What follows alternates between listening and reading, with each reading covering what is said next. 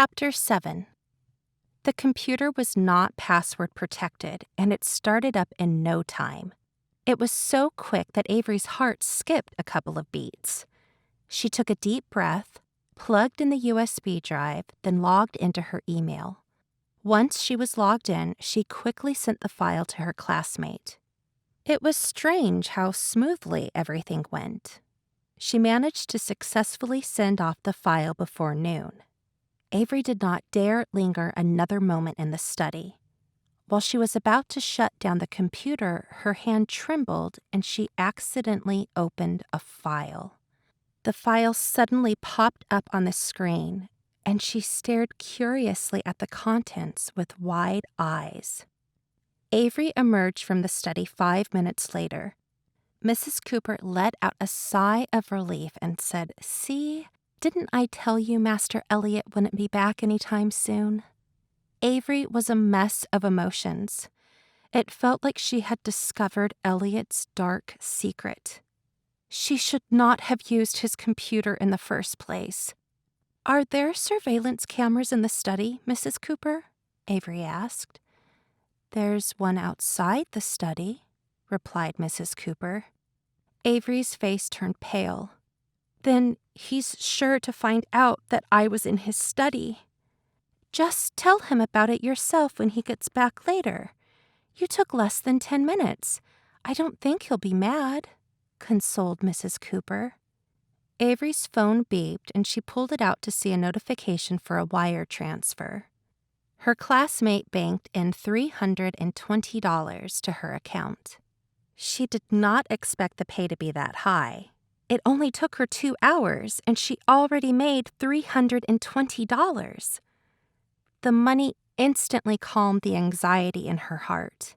She did not want to use Elliot's computer, and she did not mean to see what she saw on it. She would explain everything to him when he gets home and pray that he will not be angry. She already agreed to the divorce anyway. Once that was over, their paths would never cross again. Whatever secrets he had would have nothing to do with her. Avery returned to her room after lunch and shut the door. She sat in front of her vanity, glanced down at her flat belly, and whispered softly, "I don't want to get rid of you either, little one. But your life will be much more difficult than mine is right now if I keep you."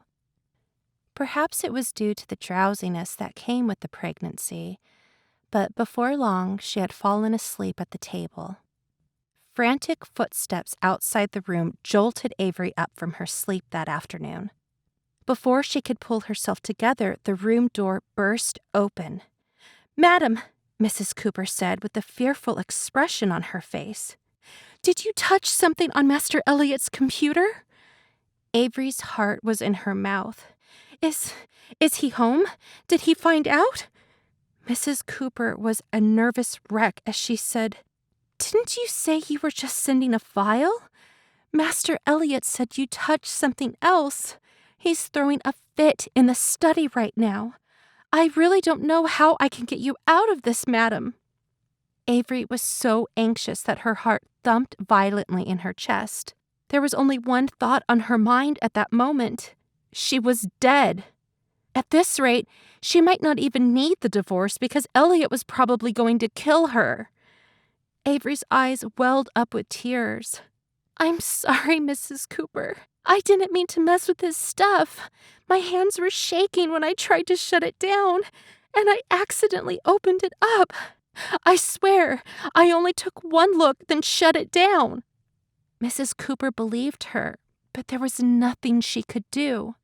"He blew up at me just now. I might not even be able to keep this job for much longer." Avery's heart was racing.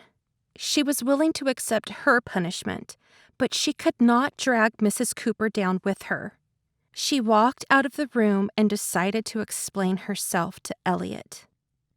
At that moment, the elevator doors opened on the first floor, and a bodyguard pushed Elliot's wheelchair out. The mansion only had 3 floors, but they had an elevator installed. Avery cautiously watched the wheelchair-bound Elliot.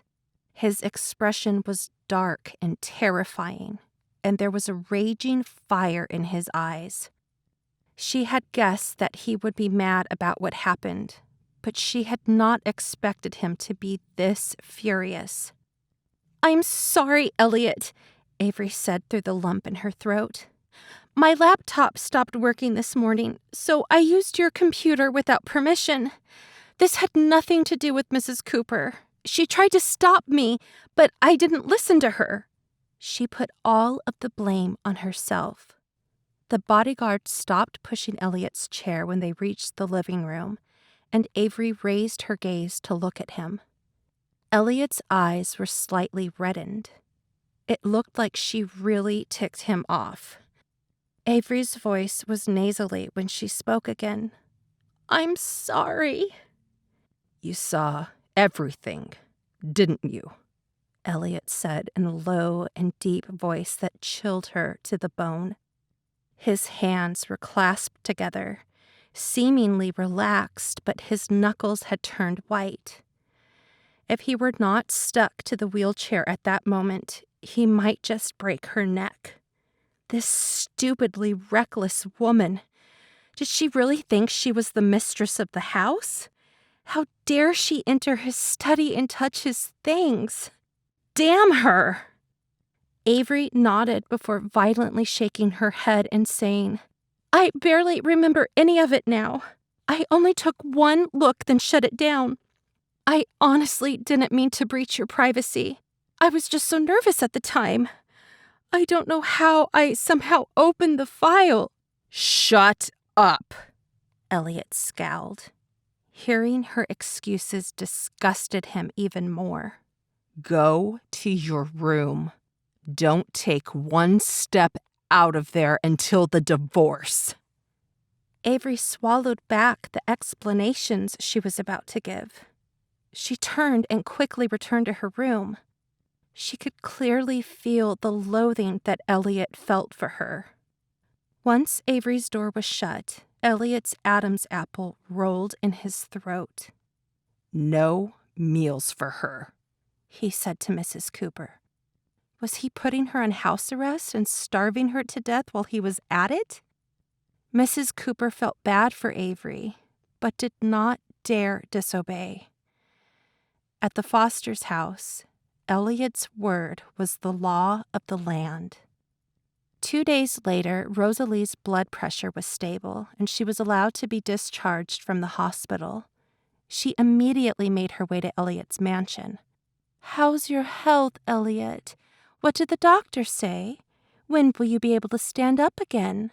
Rosalie chirped in high spirits as she smiled gently at her son. "The doctor said I'm recovering quite well," Elliot replied. "There's something I'd like to discuss with you, Mother." The smile on Rosalie's face died a bit as she said, "Is this about your marriage? I was the one who arranged it. Avery is a lovely girl, and I like her quite a lot. That's right.